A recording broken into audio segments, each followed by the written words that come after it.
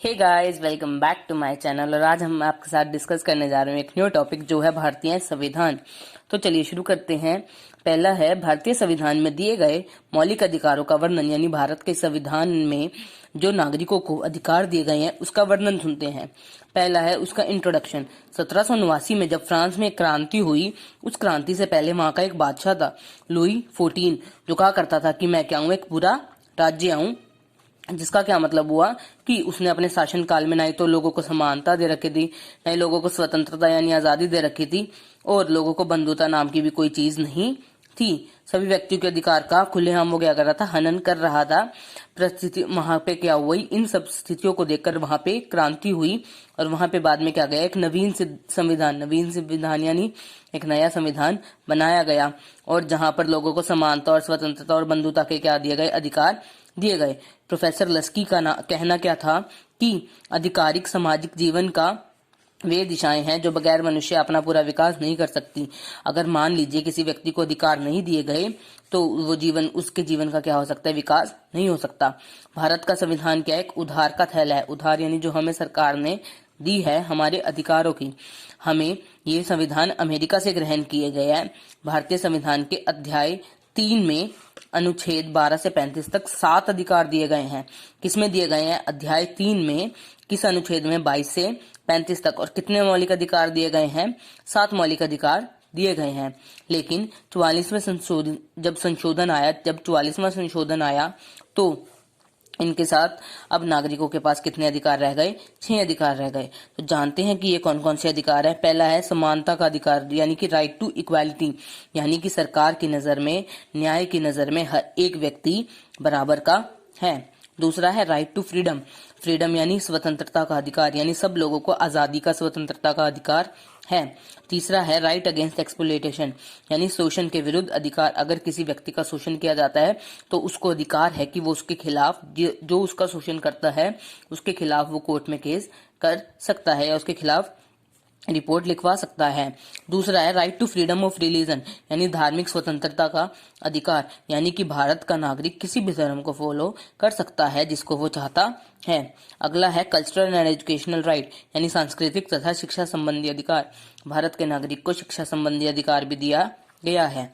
आखिरी है right to constitutional remedies, यानी संवैधानिक उपचारों का अधिकार, यानी जो हमारे संविधान में लिखा है वो उनके उपचार के लिए भी अपना हक जगा सकता है। तो चलिए पहला अधिकार पढ़ते हैं हम डिटेल में। पहला अधिकार है राइट टू इक्वालिटी। ये कहाँ लिखा हुआ है, यानी समानता का अधिकार, ये लिखा हुआ है अनुच्छेद 14 से अनुच्छेद 18 में। समानता का अधिकार क्या एक बहुत ही महत्वपूर्ण अधिकार है और इसके द्वारा हमें बहुत सारी समानताएं दी गई है। पहली है कानून के समक्ष समानता, यानी जो हर एक आदमी है वो क्या है, इक्वालिटी बिफोर लॉ, यानी वो कानून की नजर में क्या है, बराबर है। और ये हमें कौन से अनुच्छेद में दी गई है, अनुच्छेद 14 में। भारत के राज्य क्षेत्र में किसी भी व्यक्ति को कानून के समक्ष समानता और संरक्षण से वंचित नहीं करेगा।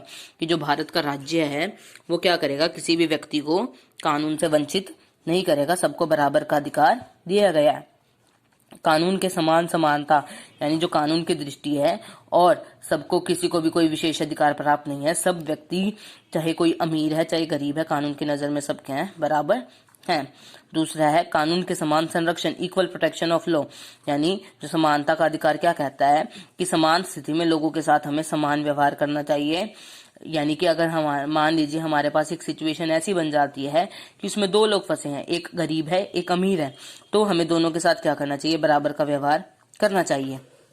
अगला है धर्म, नस्ल, जाति अथवा जन्म के स्थान पर भेदभाव की मानहानि, मनाही, यानी कि जो धर्म है, जाति है, स्थान है, ये किस में आएगा, राइट टू इक्वालिटी यानी समानता के अधिकार में आएगा। ये किस में लिखा हुआ है, अनुच्छेद 15 में लिखा हुआ है। इसके अनुसार कहा गया है कि जो राज्य सरकार है या जो राज्य है वो किसी नागरिक के साथ उसका धर्म को लेके, उसकी जाति को लेके किसी प्रकार का भेदभाव नहीं करेगी। इनमें से किसी आधार पर किसी व्यक्ति को दुकानें, होटलों आदि की रुकावट की भी मनाही नहीं करेगी। कई बार क्या होता है, हमने सुना भी होगा कि इस एरिया में इस जाति को जाना मना है, पर जो भारत की सरकार है वो समानता का अधिकार देती है कि ऐसा कुछ नहीं होगा। परंतु यदि अगर हमारी सरकार चाहे तो इसको मना कर सकती है। तीसरा है सरकारी नौकरी पाने का समान अवसर, ये लिखा हुआ है अनुच्छेद 16 में। अनुच्छेद 16 में क्या कहता है कि जो सरकारी नौकरी है, जो सरकार नौकरियां निकालती हैं, उसको पाने का सब एक को बराबर हक अवसर मिला हुआ है, चाहे वो ऊपर ली जाती हो, निचली जाती हो, सबको किसी के धर्म, जाति, लिंग, इन स्थान पर उसका क्या करता है, वो भेदभाव नहीं हो सकता। और इस संबंध में कुछ अपवाद की भी हैं, जैसे कुछ नौकरियां सिर्फ एससी और एसटी को मिली हुई हैं, पर भारत की सरकार को ऐसा करना चाहिए कि वो क्या करे, सबको बराबर दे दे। और सांसद 104 में जब संशोधन आया तो अनुसूचित जाति और जनजाति के लिए आरक्षण की व्यवस्था को 2030 तक कर दिया गया। पहले ये व्यवस्था 2030 तक नहीं थी। दूसरा है छुआछूत की समाप्ति का अनुच्छेद 17, यानी कि जो सब लोग हैं वो क्या है, बराबर हैं, कि कोई भी व्यक्ति यदि किसी प्रकार से छुआछूत का प्रयोग करता है या उसका प्रचार करता है या उसके बारे में बताता है तो उसको सरकार दंड देगी। दंड स्वरूप जो इसमें लिखा हुआ है, वो दंड किसमें लिखा हुआ है, अनुच्छेद 17 में लिखा हुआ है। अगला है उपाधियों का अंत, अनुच्छेद 18। अनुच्छेद 18 में कहा गया है कि जो राज्य के सैनिक है या शिक्षा संबंधी उपाधियां हैं वो उपाधि प्रदान नहीं करेगा। जो भारत का नागरिक है वो राष्ट्रपति की स्वीकृति के बिना किसी विदेशी सरकार द्वारा दी गई उपाधि या पदवी को ग्रहण नहीं कर सकता है। इसमें क्या लिखा हुआ है कि यदि मान लीजिए भारत का कोई नागरिक है और उसको कोई ब्रिटिश सरकार या किसी देश की सरकार क्या करती है, उसको कोई उपाधि देना चाहती है या कोई पदवी देना चाहती है, पर वो क्या करेगा, बिना राष्ट्रपति की स्वीकृति के वो ग्रहण नहीं कर सकता। अनुच्छेद 18 में की गई व्यवस्था जो है उसके बावजूद जो भारत में भारत रत्न, पद्म विभूषण और पद्मश्री ये उपाधियां प्रदान की जाती रही, जिनके बारे में लोगों द्वारा आलोचना की जाती है।